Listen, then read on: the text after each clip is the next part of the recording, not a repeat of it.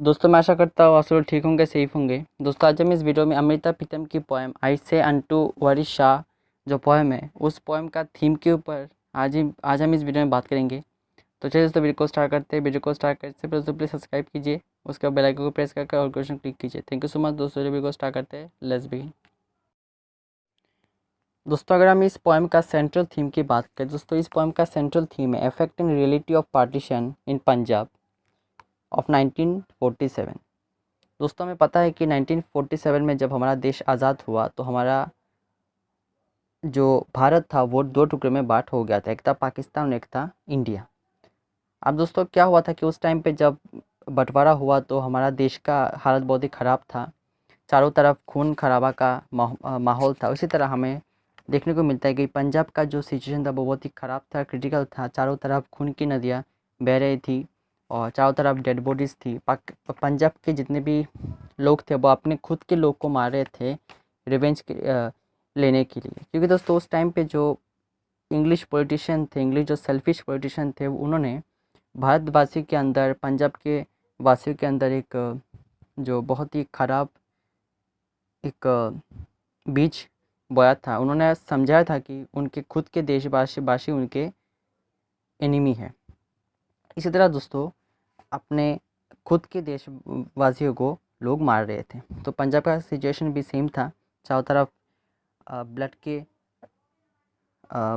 थे, dead bodies थी, लोग अपने आप को मार रहे थे और पंजाब का जो रूरल इकोनॉमी था वो बिल्कुल डिस्ट्रॉय हो गया था।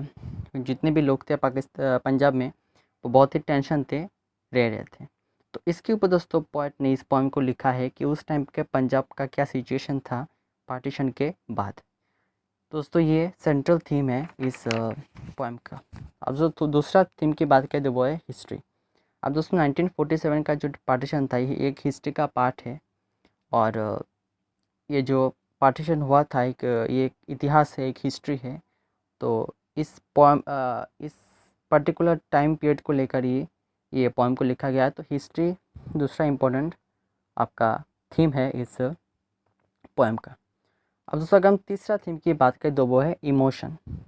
अब दोस्तों इमोशन क्यों है, क्योंकि इस पोएम में जो पोएट है अमृता प्रीतम, उन्होंने वारिस शाह जो पोएट है उनको इन्वोक किया था, उनको जागने के लिए उन्होंने प्रे किया था। हालांकि जो वारिस शाह थे वो ऑलरेडी डेथ हो गए थे, उनका मृत्यु हो चुका था, लेकिन पोएट ने उनको इन्वोक करने की कोशिश की, उनको जागृत करने की कोशिश की ताकि वारिस शाह जिस तरह से हीर रांझा उनका जो एक लव ट्रेजेडी था, उससे जिस तरह से उन्होंने लव एंड पैशन का माहौल क्रिएट किया था पंजाब में, इसी तरह वो भी चाहते थे, अमृता प्रीतम चाहते थे कि वारिस शाह फिर से इस क्रिटिकल सिचुएशन में